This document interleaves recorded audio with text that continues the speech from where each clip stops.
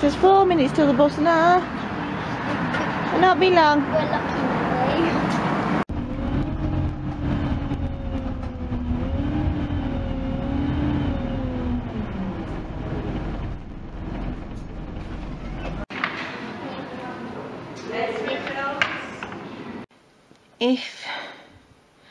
If you didn't see my last video, today's Friday. On Wednesday I went to the midwife and they think I'm overdue, so they were trying to bully me to be induced yesterday, and I said no, because to my dates I'm not due till Saturday, which is tomorrow. So I said no to being induced. Then last night, Thursday night, when the kids were all in bed, I had all this back pain, but I've had loads of weird aches and pains with this baby anyway. So anyway, went to bed last night, woke up in the night. I was having contractions every 10 minutes because I kept timing them on the husband's phone. They weren't dead bad, they were mild, so I was able to sleep a bit between them. But for my last 2 babies, the contractions haven't been dead bad. It's only been once I got to the hospital, everything went to hell. So I thought I'm in labour. Got up this morning, texted my mum, said I've been having contractions like most of the night. You know, so be on standby type thing. Got up and they just stopped. And I thought, well, maybe I can't feel them as bad because I'm moving around, because that helps when I'm in labour and all moving around. But then it got to a point where it was just a dull back pain instead of contractions. And today's the day that Bod's eye appointment at the hospital. They told me they was going to fit his patch today, and he's been waiting nearly 4 months for this appointment. So I said to the husband, what we're going to do? I mean, the contractions have stopped, but I've been having them all night. I don't want to have the baby in the hospital or on the bus, or especially if they put eye drops in Bod's eyes and he can't see, and I'm in labour. So do I go and risk it, or do we cancel it, or do you take him instead? Now the husband, it was fairly obvious he didn't want to take him because the husband's frightened of doctors and things like that. So bad. Sorry, that was bad. My mum said it'd be madness to take Bod to the hospital. She was all for postponing his appointment, but he's been waiting months. And I was told, like, the earlier he gets the eye patch, the more beneficial it'll be. So the husband was all for postponing it as well. So I was like, and then the midwife rung me because she wants me to go to the hospital in the second nearest town tomorrow to have the baby monitored. And she rung me to see if I was going to come or not. And I asked her opinion, and she said if the contractions have stopped, it'd be fine. So I took Bod to the hospital. They didn't put no eye drops in, like they said they were going to. They didn't give him his eye patch either, like they said they were going to. She just tested him with letters and sticks, which the optician up here could have done. And she says, I don't understand it. We upped the strength of his glasses and his eye's worse. And I says, yeah, but to be fair, last time I come, because it was the first time I got a taxi because I didn't know where I was going. Whereas this time we've got the bus. We've been on the bus like over an hour and his attention span's gone. And last time I had to tell the woman he was cheating because he was like that, trying to look at his good eye. So that might be why. And she said, well, that might be a factor in it. She put something on his glasses to minimise them, and she said he did a bit better when the glasses weren't as strong. So, like, the stronger glasses have just made his lazy eye lazier. So she says, come back in 6 to 8 weeks and we'll change his glasses again. Then he can have them for 6 to 8 weeks and then we'll eye patch him. So if you go by that, it's going to be about 6.5 by the time he gets his eye patch. But I said to him, so does he still wear these glasses then for the next 6 to 8 weeks? And she says, yeah. But now I'm thinking, like, you're both making his eye worse. But she seems to think, well, wait, what's the difference in 6 to 8 weeks since carry on wearing them? So got him home, and I'm laying down for a bit before I take the dog for a walk, because the dog looks really sad. He hasn't been for a walk this morning, because he normally has a walk in the morning. Yeah, I've looked up on the internet. Apparently that's normal, having contractions and them stopping. It's never happened to me before. Normally, once I'm in labour and that's it. So I'm hoping this baby's coming out. I'm hoping it's not like he's no intention of coming out. Hello, look what I got. This is Jeremiah Fox. He's 26 hours old. I've just tried to film this once and I turned him round so you could see him and it upset him. So I didn't do it again. The beginning of this video was the day before I gave birth, where I'd woke up. I'd been having mild contractions all night and then they stopped. So you'll have seen all that. And then the next day, which was yesterday, was the 23rd of October, which was his due date according to my dates. But because according to the NHS dates, I was like,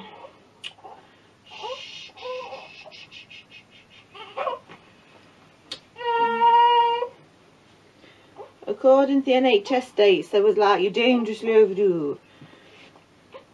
So I'd agreed to go to the hospital in the second nearest town yesterday to be monitored, and in the early hours of Saturday morning, about 3 o'clock in the morning, I woke up just worrying about being induced, and I started crying and I just couldn't stop crying, which woke the husband up. And then about an hour later contractions started, but they weren't mild, they were really, really strong. And there was straight off the bat, there was like a minute apart, and they were just so fast and so strong, and nothing I'd ever been through like that before. Normally my labours they start off mild and you build up to it, and you can keep like a sense of proportion and what have you, but these were just so strong. And it got to like 5:45 in the morning, 6 o'clock in the morning, I accidentally woke up kids up because by then I was moaning a bit because I couldn't just breathe through it anymore. We tried to wait till 7 o'clock to ring my mum, like for a decent time. And it was like, my mum's dead good, I woke her up, it was like a 9-second conversation. I just said, can you come? And she went, yeah, and that right, and she come. So my mum got here about 7:30. And by then, because all the kids were up, and I mean I was having contractions, and Pinky, my 4-year-old, kept saying, Mummy, what's 2 add 3 and what's 2 add 2? Because all the kids were up, and because the contractions were so fast. I mean, at one point, you know how normally in labour you can't feel it, it's gradual. At one point I had a contraction, I felt his body slide down. Then I had another contraction, I felt his body slide down again. It just freaked me out a bit, and I was thinking, maybe I do need to go to hospital. You know, I was losing me nerve a bit, because the midwives had already said they weren't going to come out no matter what. So it was a question of unassisted birth or hospital. And because, you know, it just weren't what I'd dealt with before, I thought maybe we have to go to the hospital. But I also knew it was too late. I just knew in my mind it was too late. And my mum come, and I says I'm going to need pushing a minute, and she helped me get on all fours on the bed, propped me up with pillows and stuff, which made me feel better instantly. Because when she walked in, I'd got to the point where you doubt if you can do it or not.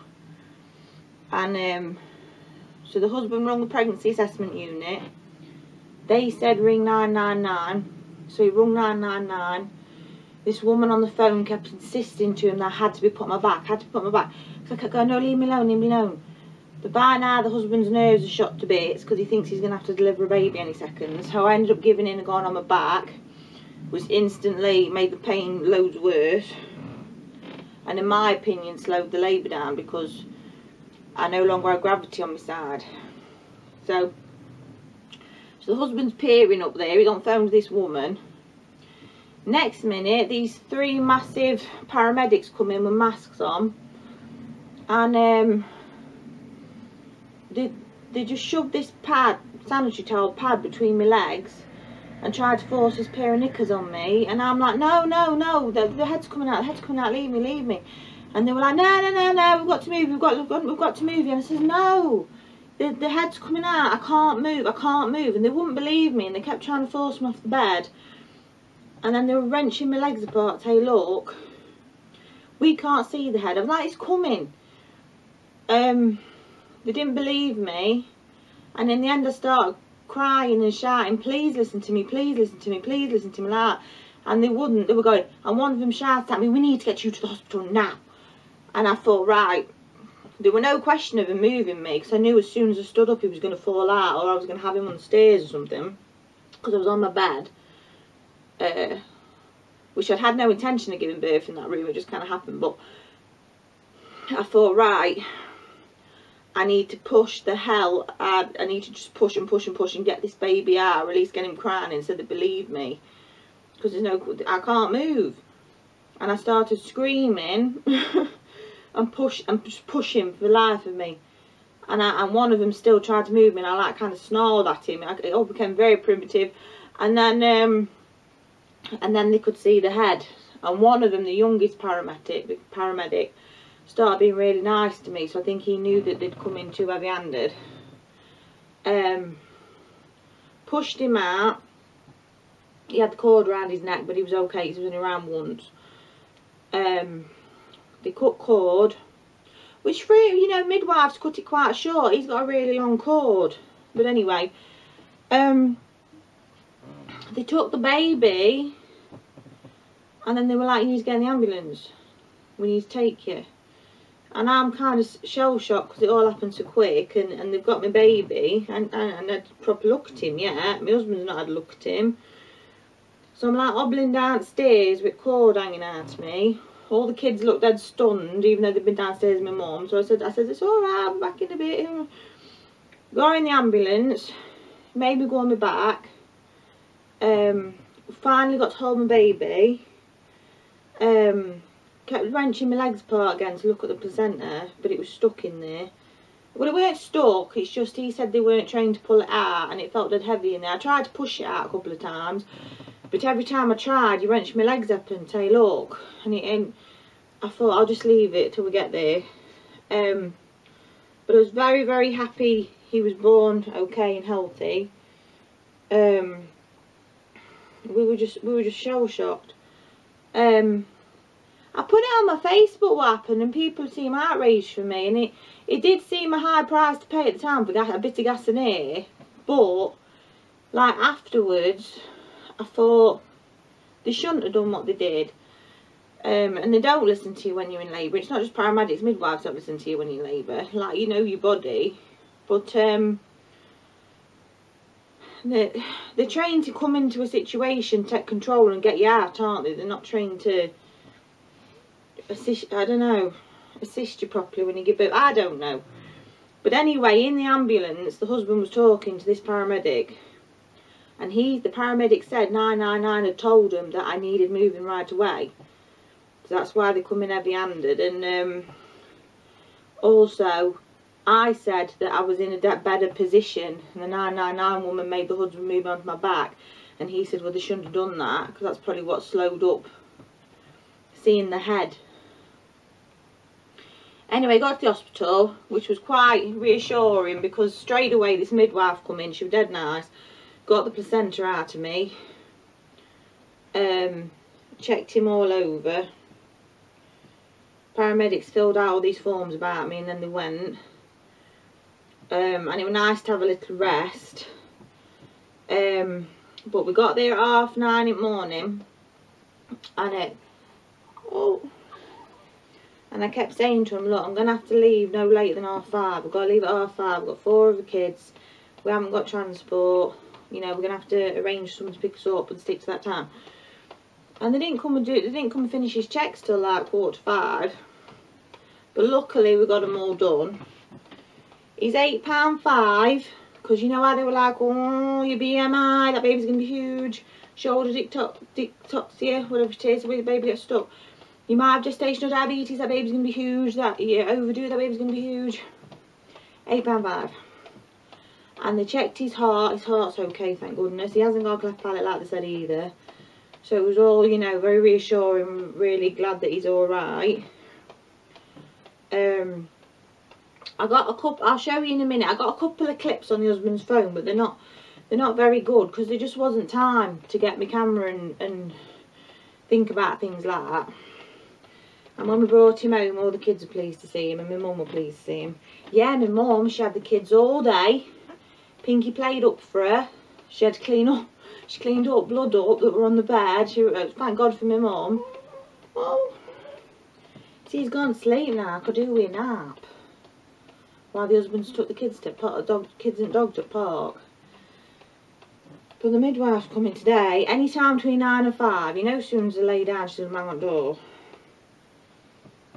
And he's gone to sleep now. Can you see him? He's so tiny. He's my second smallest baby. My smallest was Pudge. He was 7'7". He was my oldest. He's the second smallest baby at £8.5. And he's so beautiful. The kids keep asking what his nickname is. I don't know yet. We didn't get Bod's nickname till he was about 3 weeks old. But I kind of thought, because his name's Jeremiah, we'd be calling him Jem or Maya. But I've been calling him Jerry. So, I don't know. But we're ever so happy and we're ever so pleased with him. I just wanted to tell you how I gave birth while it's still fresh in my mind. So, we love him. We do.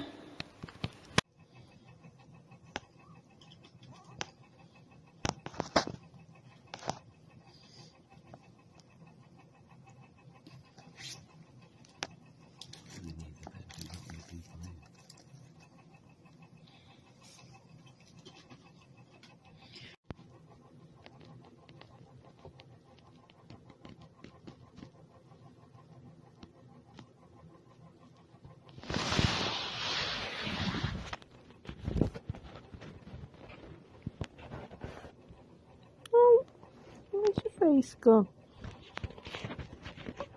Where's your face? Yeah, because you weren't quite as bad as his finger's smaller than my nail. Oh, well, I told you he's not as small as you were, Gabriel. He's wagging his tail. He's wagging his tail. Well, we got to. You're not having the baby, Jasper. Sorry. Not having that for your dinner, mate. Like him, Pink. Yeah, me too. Well, you've just got to be really, really gentle with him. His eyes are dark, but the colour will change in the next couple of What days. did you see his eyes? Yeah, he opens it. Right, That, chicken yeah. heads, let's go a picky. Come out on it. Oh, Yeah. Although he looks like an egg, his face is like a speckled egg. oh my No, call him You Eggy. can't call him egg. I can't call him egghead. My Egger. Egbert. Edwin. What are you doing initiating a couple domestics? Domestics? Yeah, we just jumped those two in the air. Oh, he's not holding your finger no more then. No, that's not true. You said some birds count. Well, bird, lost, had them stolen by cats. It's all just words. Hello. Here we eyes open. Jerry the berry. Hey? Only watching something. Oh, we can hear what you're watching, Pink. Baby's 24 hours old. The boys are at Sunday school, and Pinky's. Well, you've had a hold of baby, haven't you? And now you're dancing to your tunes. Just wanted to show you my weight. You're not very impressed with it all. I've got chicken wing on. If you want.